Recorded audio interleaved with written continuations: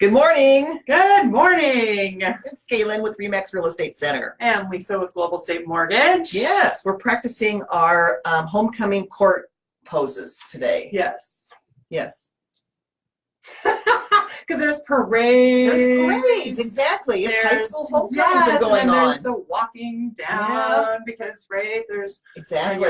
right, people on the court voting. There's there's assemblies, there's dress up days. Dress up day. So Yes. it's our homecoming. So my boys go to South Hamilton to school. And I noticed the other day it was Tacky Tourist Tuesday.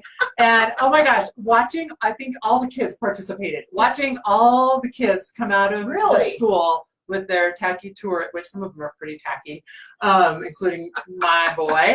Where? Tacky? Well, so he wore like his fedora with his Hawaiian shirt with an unmatching t-shirt with a tie that was tied but down to here, and then he had, I found an old camera. I was going to say, did he have a camera Yeah, around so he his had neck? a camera around his hard neck. to find nowadays. It was. I found it in this odd drawer, right? Yep. And then he had on green socks with his slides.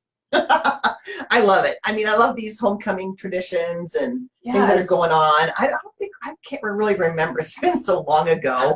I don't know that we did anything other than the assembly and the football game and the dance. I don't really remember anything odd. Oh, really? We had dress up days, and we also had really great assembly. We had the best teachers in high school. And I just saw actually one of my old teachers, Mrs. Wallhans, and she's retired from just everything now. But our teachers, they did, actually in our band teacher, Mr. Colden, they did red and the white spots. And they, the teachers got up and had this whole dance. Oh my gosh, that would have been fun. Yeah, so it's it's a fun week. I just saw somebody post to, like, one of the girls, like, I love homecoming. And I'm like, really? Yeah, I'm like, it's kind of a fun. Well, I got really involved in homecoming, not when I was in high school, but when my daughter was on the homecoming committee. Oh, of course. When you have, yes, I have.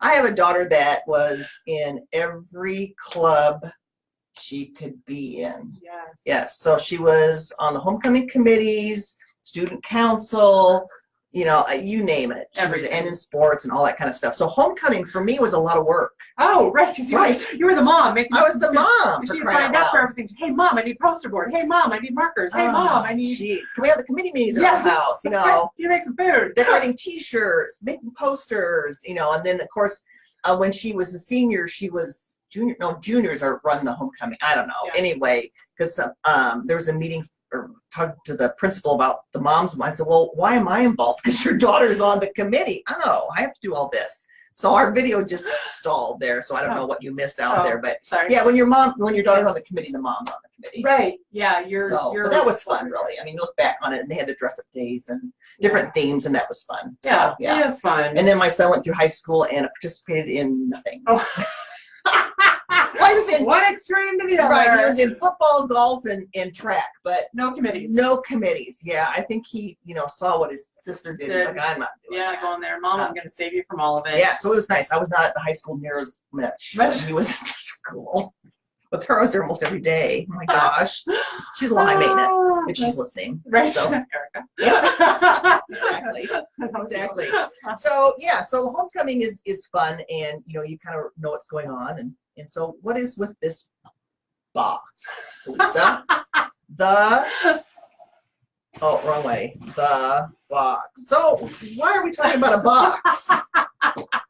So as you can tell, this is, Amazon got the arrow, right? Everybody probably all knows the little arrow, right? They do. In the box. And have you ever gone, whether you've ordered something or you're at the store, and then they kind of look at you like, this isn't going to fit, right? Right. What you want, not going to fit. It's awkward. Right. It's not quite the right shape. It doesn't work the way you want it. It doesn't work the way you want it. Right. So it's not going to work for you. Right. Well, so in the loan business, there are nice little products, right? Yes. That are offered, that they're super convenient, they're really nice, and just things, right? Everything about your profile, everything right fits in the box. Right. So a 30-year, 20% down fixed loan is in the box. It's in the box. 3.5% down FHA in the box. Yes, kind of. It's like standards aren't set in the box, but that is in the box. It would fit in the box. Right. So what if I don't fit into that box? So if you don't fit into the box, okay, we have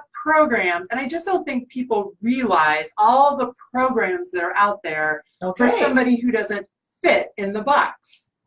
Let's see. See what doesn't fit in the box. Ooh, a bank statement loan. What is that all about? So if you are somebody who is self-employed, sometimes your taxes do not really show what you make. And so there is a program called the bank statement loan. And I mean, right, it's a lot of paperwork because I need your bank statements and all of them, but we're looking at deposits. We're looking at different things like that to actually develop your income. So if you are self-employed, I mean, this is just one product for that self-employed person that doesn't fit in the box. You're gonna, I should have another something, but you fit outside of the box. Okay. All right. Well, here's another one. It says 1 year of self-employment, because typically you have to have 2 years history of self-employment to take a look at getting a mortgage. So what you can do it if you're only employed a year. There's a program out there that say you had a career and I just had a person ask me about this. So say you were working at a landscaping company, right? And now you've gone out on your own, started your own company, and you've been in it for a year, but not 2 years. So there is a program out there that we can do that you're in it for not 2 years, but that's really helpful because there's a lot of people that are considered self-employed, like hairstylists. You know, as well. Like there's a lot of landscapers. There's a lot of contractors. There's a lot of realtors. That were really self-employed. You are. And so if you're 1099, some people say, no, I'm not self-employed, I'm 1099. I'm like, well, you're self-employed. Right. Or you, in other words, you own your own business. You own your own business. You're not having somebody take taxes out, and you're having to do that. Ooh, here's a tough one for outside the box. Lower credit scores. Lower credit scores. So I think there's a little bit of a misconception out there that I need to have this credit score to qualify. And so whether you're looking at some government products going down to a 580 credit score, and they're kind of even, I just heard at our last meetings that we might be going down to a 550 credit score on some products. So I think that there's some guidelines, and our loan products are still make sense. We've got to provide, and now maybe your debt to income ratio needs to be a little bit lower when you've got a lower credit score. But there's some options out there for you. Even if you're looking in the jumbo, those higher priced homes with a higher price loan amount, you still don't have to have perfect credit. There's some options out there for you to get a loan. So your credit score, you should look.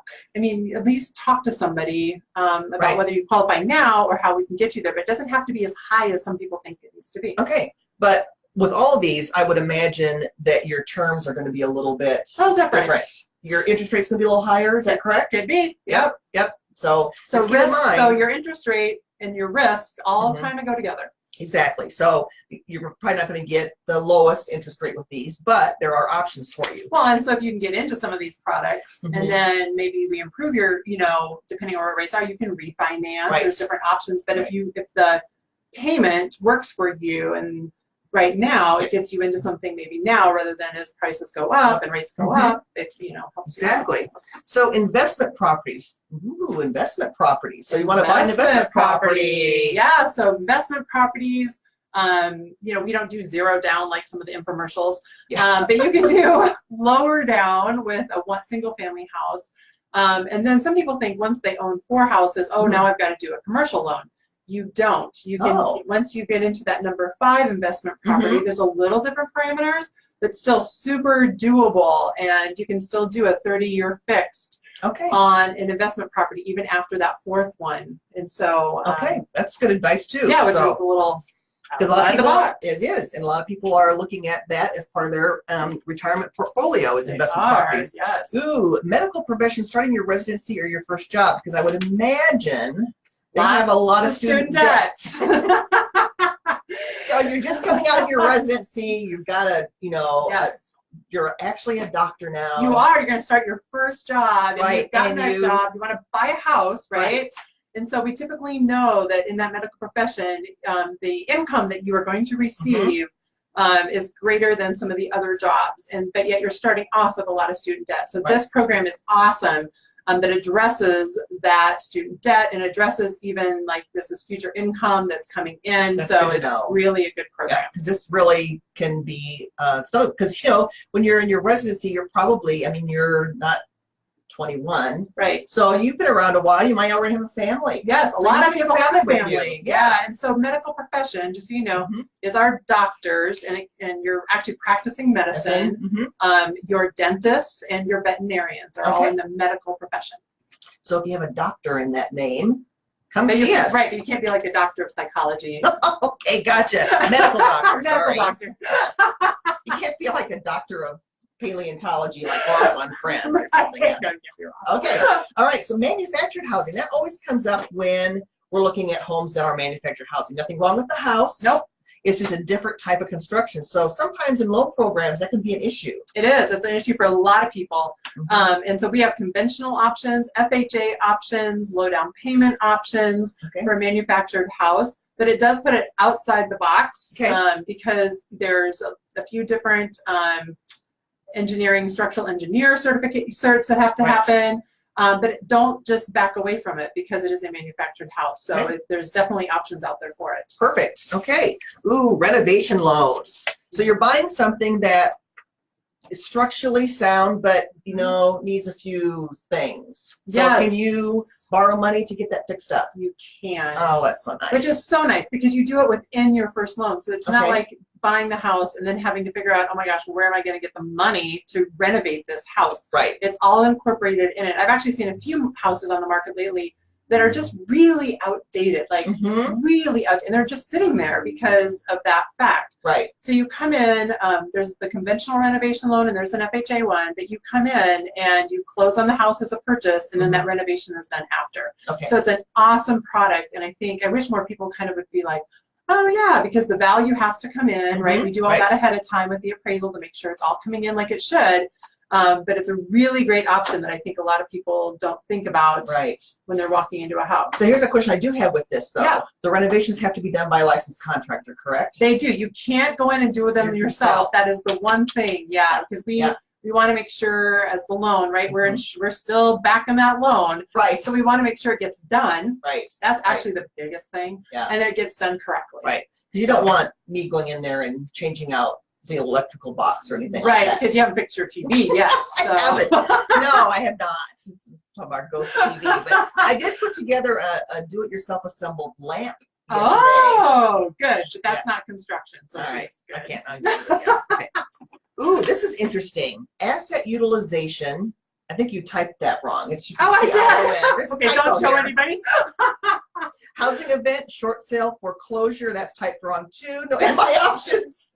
Loan and no down payment options. We won't show this because obviously Lisa was in a hurry when she typed this. So let's talk about asset utilization. What does that mean? So that's another thing for those, mostly, sometimes it's not self-employed, but it's people that have a ton of money, but it's caught up, right? And a ton of assets. So you put it away in investments. And Okay. You put it away in things. So some people are like, So it's not liquid money, essentially. no, it's Okay, not. And so you're liquid. like, I could technically pay cash for this house. I mean, that's Right. how most is. And you actually have to have enough in assets. You could pay cash for this house, Okay. but you don't want to pay cash for this house because Right. you're like, no, I'd like to keep all this money in my Because it's earning. because it's earning. Right. And so we're calculating income and things like that, taking them from the huge amount of assets basically that you have. So it's Right. a great program for somebody like that. And so foreclosures and short sales, we have some programs now that there's certain minimum time requirements that have to be behind that. There's some programs that say, oh, we are going to shorten that time because Mhm. you're going to show us with other things